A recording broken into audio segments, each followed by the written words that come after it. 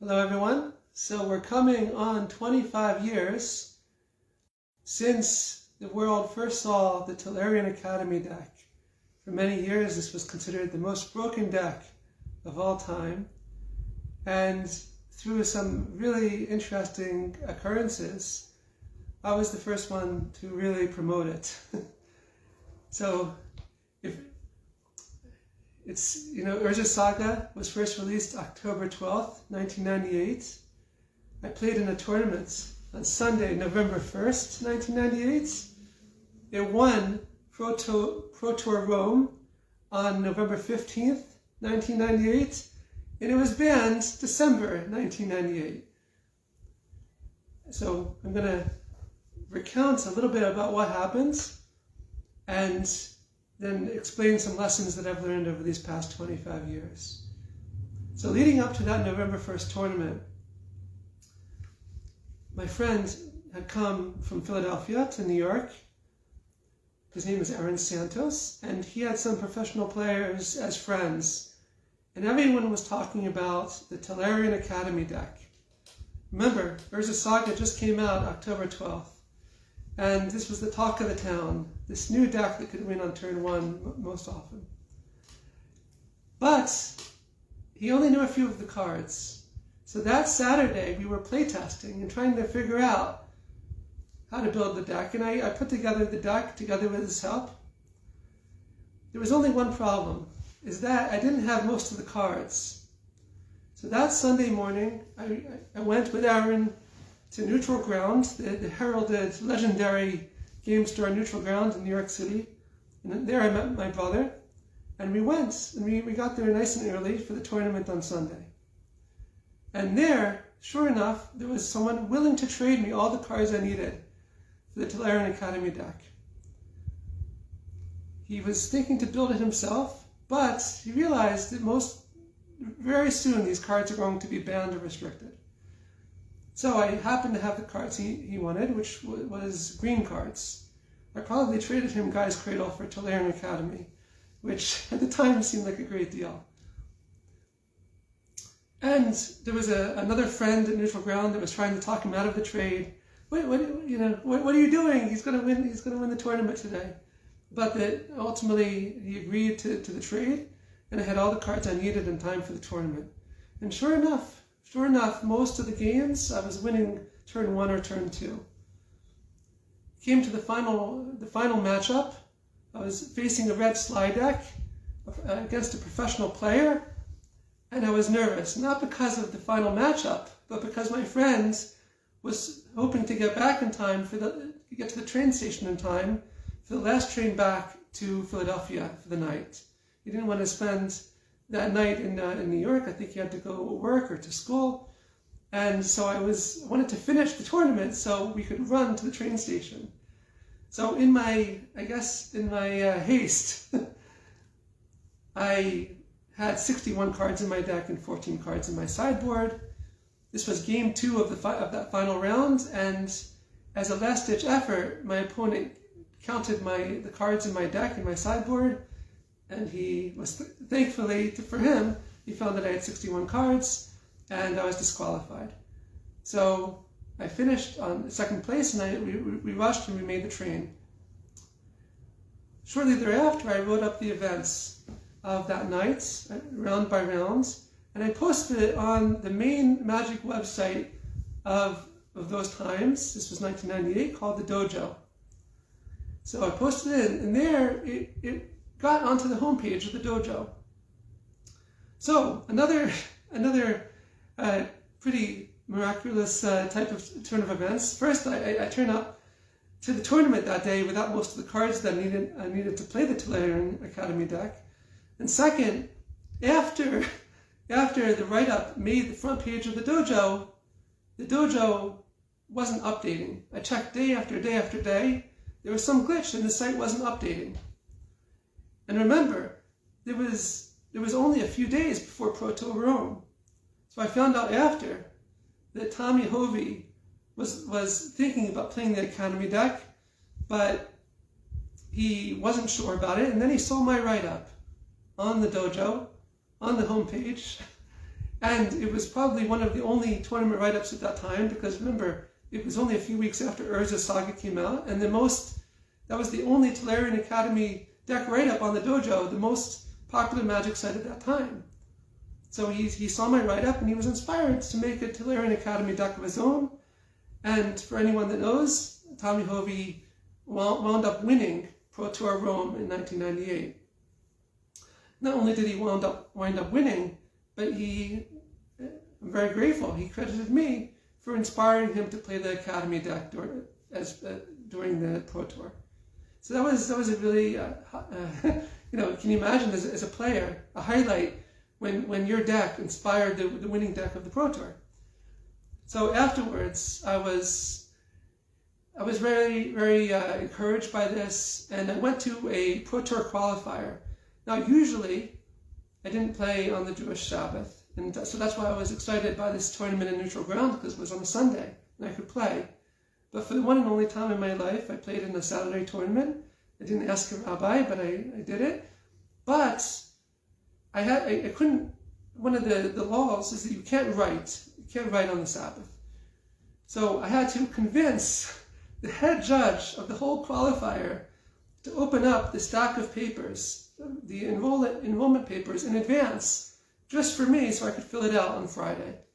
And my friend said, no way he's going to agree to do that, because people could make copies. There's all types of reasons why you can't have that opened in advance, a day early. But I asked him nicely, and he agreed, and he opened up the plastic, and he handed me the enrollment form. And there was a lot of stories like that. And I realized at that time, I wore these blue tinted sunglasses, and trying to ride on the success of the Tolarian Academy, where the whole thing is to get as much blue as possible, as fast as possible. And here, it was the beginning of me seeing that really what I'm searching for is reality beyond the game. How do you take that experience from playing the game and turn it into the world around you? And I'm going to give some examples behind that of these lessons that I've learned over these past 25 years. So for sure, that moment where Tommi Hovi credited me for inspiring him to play the Academy deck, and for being one of the main, or in some ways the main promoter of the Academy deck in those times, that was a very meaningful moment for me. A very meaningful moment. I'm very obviously thankful to my friend Aaron, and to Tommy, and the person who traded all the cards I needed. So there's a lot of I had a lot of gratitude towards that. And over time, I wasn't upset at all, because I finished second in that tournament. In the end, I learned a lot of important life lessons. So fast forward 25 years, I hadn't played Magic in over 20 years. And I decided to get back into it because my sons were interested, and I thought it would be a good bonding exercise to play with my sons. As soon as my brother saw that I was interested in Magic again, he gave me back these cards that I hadn't seen in over 20 years. And sure enough, he said, there's some surprises there. And sure enough, I knew that I didn't have the Tolarian Academy deck anymore, but there was indeed a copy of Tolarian Academy, a copy of Mox Diamond, and a copy of Scroll Rack, 3 of the most important cards in that deck. And so I'm thinking to myself, here I am, some 20 years have passed, and I've done a lot of other things in my life, but here I started playing Magic for just a few weeks, few months, and here I am seeing these cards again. So what is the lesson here? What are some lessons to learn?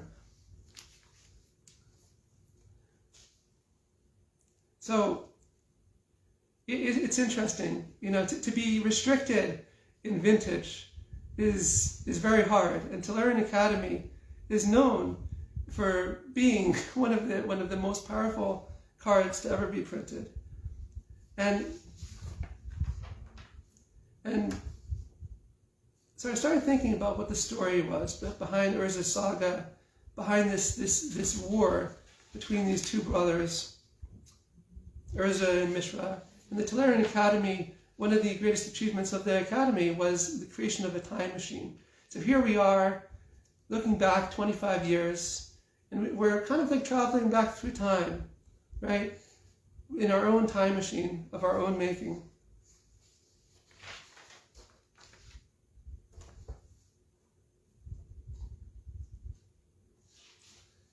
So here we're hopping along the nostalgia train, and I'm going to just go according to some lessons that I've learned, and some really, really amazing things that I took for myself in my own life. So the first thing I just mentioned was you have this legendary great war between these two brothers, Mishra and Urza, which formed the backdrop for Urza Saga, which happened a couple hundred years later. And I thought it very appropriate that I hear that this story of being the promoter for the Academy deck was through a friend, my friend Aaron, through Tommi, through this person that traded these cards, and through my brother returning the Tolarian Academy to me over 20 years later. So I thought that was interesting. The other thing I thought was interesting was that here you have the scroll rack, which is like, what's the idea with the Tolarian Academy? Is that you want to get as many artifacts as possible out and play as fast as possible together with the Academy. And that's represented by the scroll rack, right? You're scrolling through your deck. If something is in your hand and it's not helpful, so you put it back, and you go through new experiences, new life experiences. And so sometimes something can seem a relic, can seem like something from antiquity, but it can really serve as lessons. So I learned to really see those lessons, that even though this happened 25 years ago, to really bring it down into the present, and to really learn how to see the world in a way of what I call in my other classes that I give, gamifying reality, right? How do you game reality? Here we have a card game. Well, how do you take that into the world around you? And that's what I was trying to do 25 years ago by putting on blue tinted sunglasses. So near where I am in Vermont, there's two lakes. One is called Elfin Lake, and the other is called Emerald Lake. And you can imagine they're lined with the evergreen trees. And if you look at the lake, it looks blue-green, right? So I didn't realize this at the time, but I had an idea. And I had an idea that for the 25th year commemoration of the Academy deck, I would make a new deck. I'd try out a new deck. So I decided to make a blue-green infect deck, right? Which is very appropriate because 25 years ago, I traded green cards for blue cards so I can make the Academy deck. So here I'm making a blue-green deck. I didn't realize that at the time. I didn't realize at the time that I'm surrounded, close to me in Vermont are these two lakes, Elfin Lake and Emerald Lake. That you have this blue-green all around me. So I learned a very important lesson from this, is that when we're building a deck, it's a reflection of the reality that we're trying to build for ourselves. And that's a very deep concept, which I'll discuss a little bit, but this is something that needs to be discussed maybe in another class. So when I was ending my visit with the kids last month, fall in Vermont is very beautiful, right? And there's mountains all around, to the left and to the right, there's mountains all around.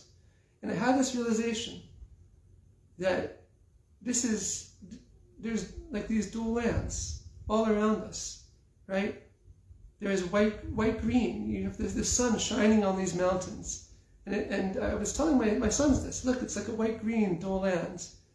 Red-green is beautiful because you have the turning of the leaves, and it looks like a mountain is on fire. The orange and the red and the yellow of the leaves.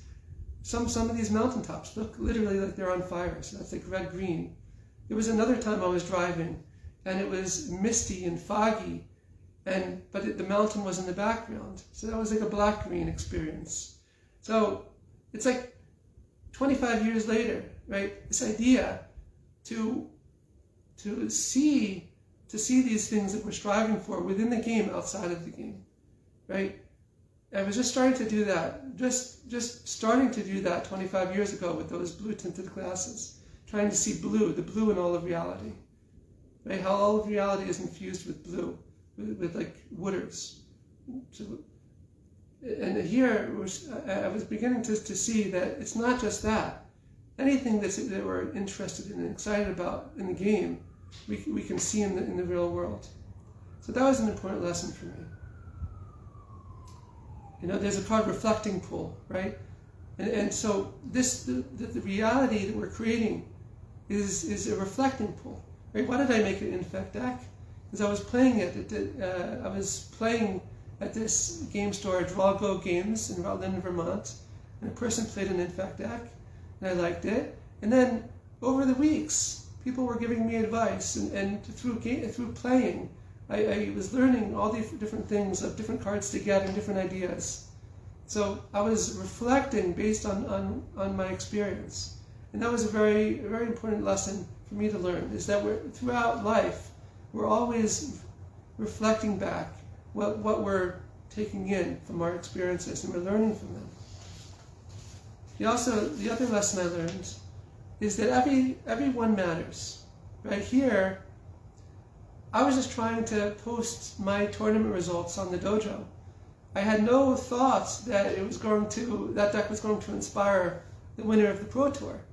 I was just trying to help somebody, right? And so that reminded me, you know, the way that I built the Infect deck was kind of like a David and Goliath type thing. You know, the classic, what people call the old school Infect deck, where you have like a 1/1 creature, like Blighted Agent, and then you make it huge, right? You pump it up, the giant growth and so forth. So I was reminded that here I was just, you know, a regular player who enjoyed the game, and a Pro Tour player won as a result, right? So 25 years later, I'm making an Infect deck. It reminded me of that also, is that here we could think of ourselves as small, especially in this world, such a big world. We can think of ourselves as small, but really, all we need to do is have that proper intention to try to help someone else, to try to do some act of kindness, to do some good for someone else, and that can make all the difference. So I'm very appreciative, obviously, to Tommi Hovi for crediting me.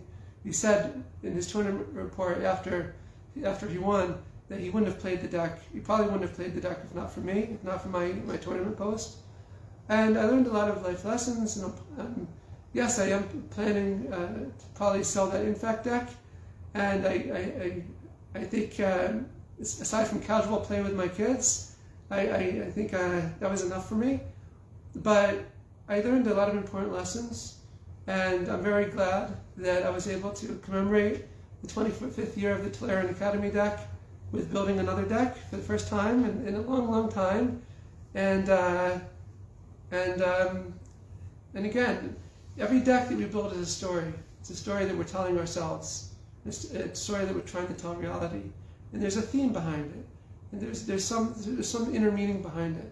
So anyone who has a question about that, I'm happy to discuss, and maybe we can continue the dialogue. But in the meantime, happy 25th Tolarian Academy deck, one of the most broken decks of all time, and here's to the future. So thank you so much, and here's to seeing blue in everything, to seeing prosperity and goodness, and just really that potential in everything. That's really the point here.